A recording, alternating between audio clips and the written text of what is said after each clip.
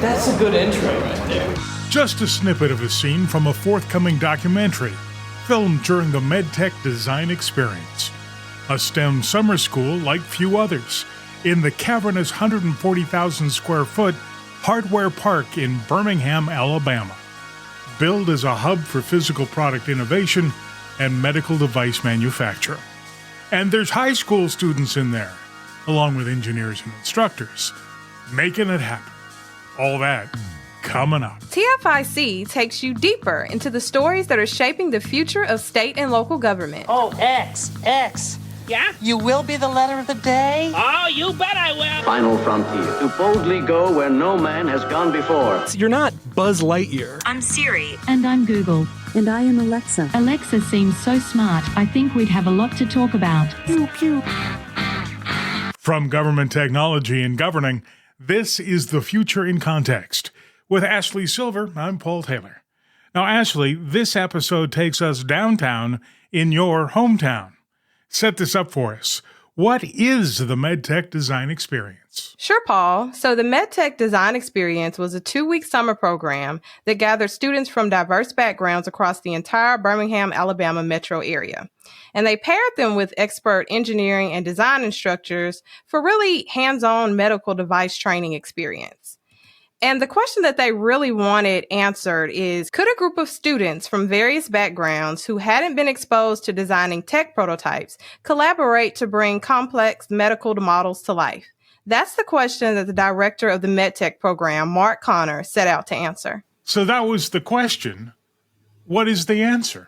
Well, the answer seemed to be an overwhelming yes, because the students that took part in the program actually came out with a real sense of purpose of what they may want to do when they leave high school, whether that's pursuing something in engineering or medical device technology or something completely different in the tech arena. You mentioned Mark Connor.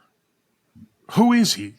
So Mark Connor is actually one of the directors of the MedTech Design Experience, and he has a background in engineering. He was actually an engineering teacher at a Birmingham Metro high school for many years, and he thought it would be really good after kind of collaborating with the University of Alabama in Birmingham and seeing what they were doing as far as training and then the innovation and tech arena, and he wanted to bring that to students at the high school level.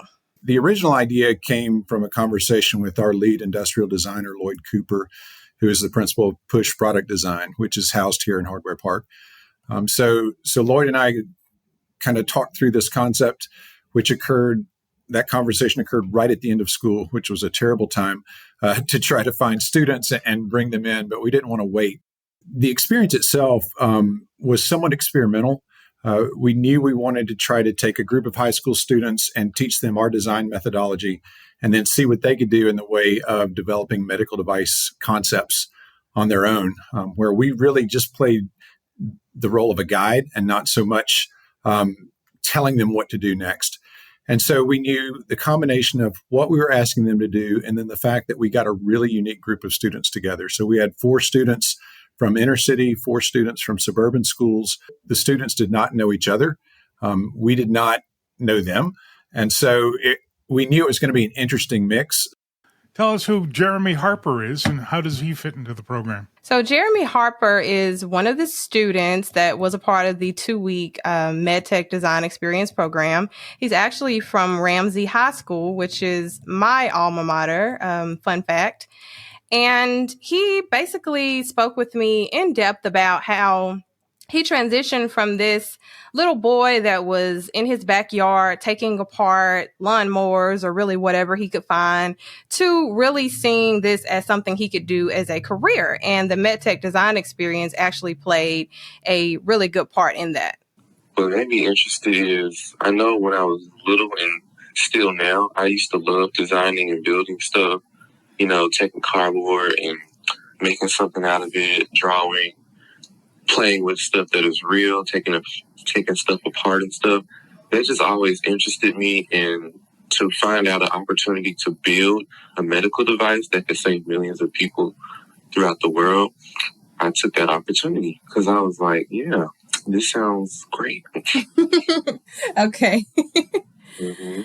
And what skills do you believe the program kind of instilled in you or brought out in you that you can now apply to future endeavors? Some of the skills, first of all, is looking at everything that we use daily differently. I look at, let's say a phone, I just see it as a square block of screen, but in reality, it's really a medical device that can save your life if it detects, some kind of danger or something like that. And I would recommend this program because it is a big opportunity for students who want to get a hands-on feel of how, the behind the scenes of how to design devices, design any type of medical thing or anything in that matter. Get to open up your brain a little bit more about how to design, critical thinking, and work with other people who you may never met before. Mm-hmm. That's a different experience too. And just the environment overall, because it was a great space to be in, because it was like a different building type, and we get to be exposed to different type of stuff. Yeah, Harper seems to have left a mark on both you and Mark Connor.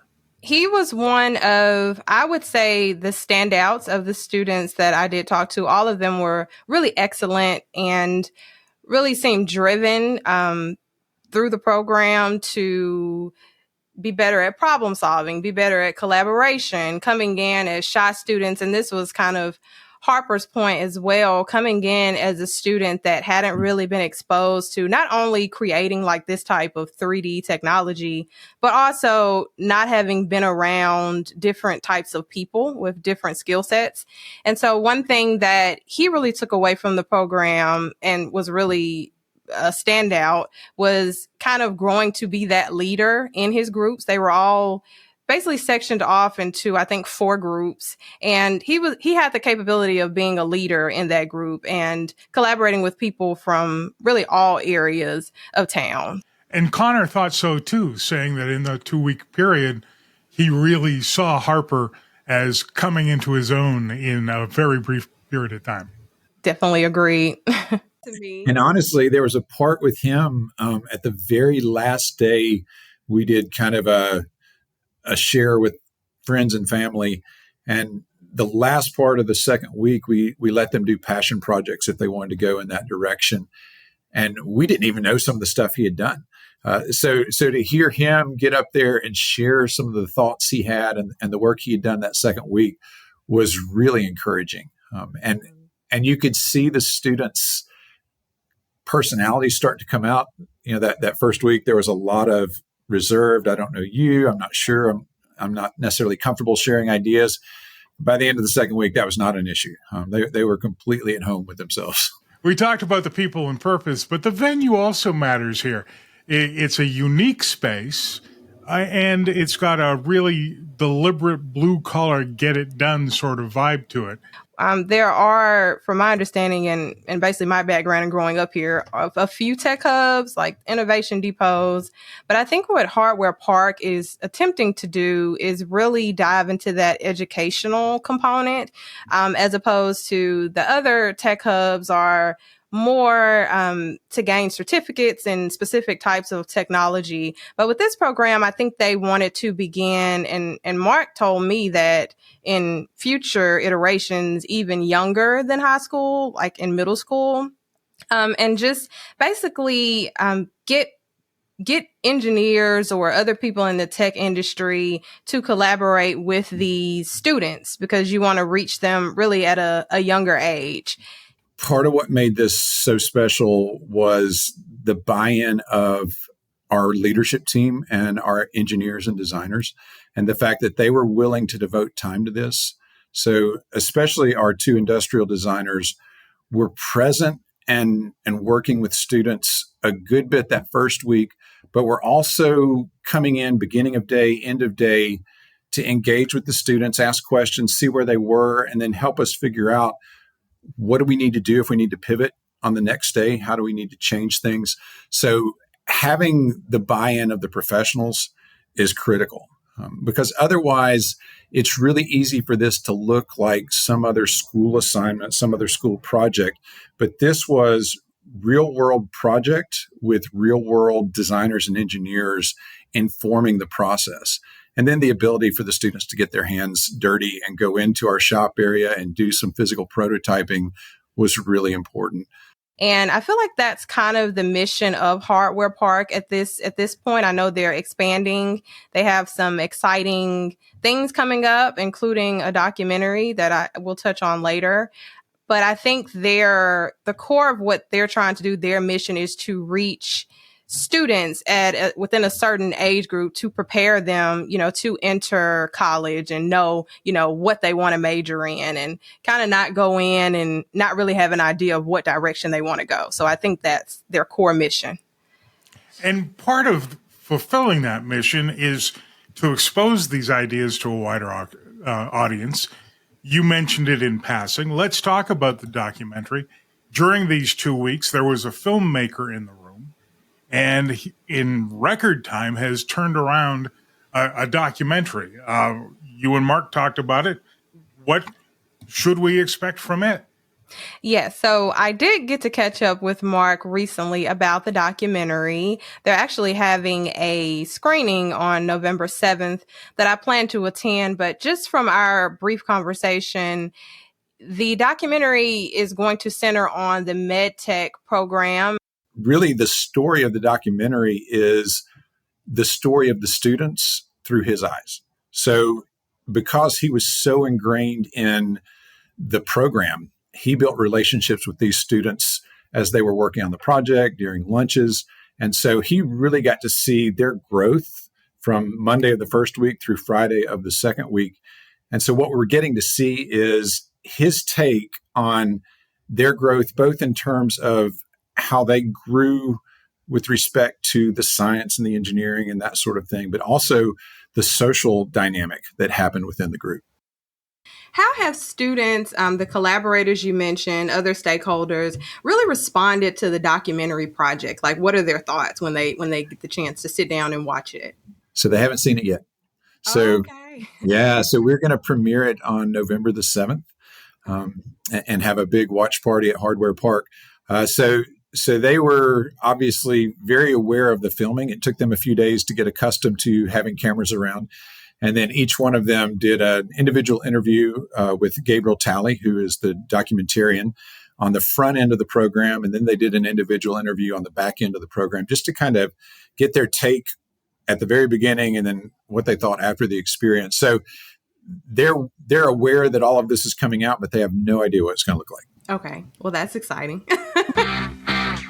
So how excited are you about now getting the opportunity to share these great innovative aspects of the engineering field on an even larger scale and inspire youth of today through this documentary? I've told people what I've learned in the last 16 months, being in this new role at Hardware Park, would totally change how I teach and to some degree what I teach if I were back in the classroom.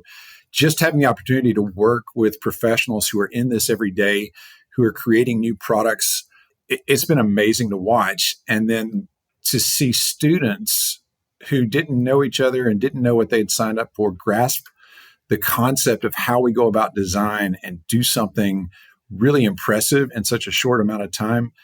I'm super excited about where this goes and how we can impact students in parallel with and to some degree from outside the education system so that we're not constrained by some of the things that you may be constrained by as a teacher in the system. Do we know what the students actually built or adapted, what the finished products or the final viable product or minimal viable product was that came out of the program? Yes. I'm imagining an iPad with something attached to it, but I have no idea. I don't think it's anything quite that complex, but I did get to speak with the students about two projects that they worked on. One was an inhaler watch. So when you think of someone that may be suffering from asthma, of course, they carry around their inhaler, and it's usually a standard inhaler. So they wanted to incorporate that into a watch that would be easily accessible on your wrist. And they did a couple of iterations of that based on what the students told me until they found one that wasn't super large that would be efficient. So that was one project that came out of this. And then the second was actually a better form of a crutch. Crutches and stairs don't often mix, but they basically intertwine some newer components to make the crutch more easily accessible when going up and down stairs. So those were two of the central projects that they came up with. Oh, those are really good. That's a cool idea. And probably better than my iPad thing. Ashley is part of our editorial and production team, as are Aragon Item, Noel Mel, Zoe Manzanati, and Kaylee Tedrow. Our editor-in-chief is Kathleen Robinette. You can listen and subscribe to The Future in Context for free on Apple Podcasts, Spotify, Odyssey, Audible, and now YouTube. And that will do it for us. Next time out, a quick visit to the city of North Las Vegas. They're using AI to translate live meetings. We asked the question, is there anything getting lost in translation? For Ashley Silver, I'm Paul Taylor. Thanks for listening. Stay connected to the show at tfic.tech.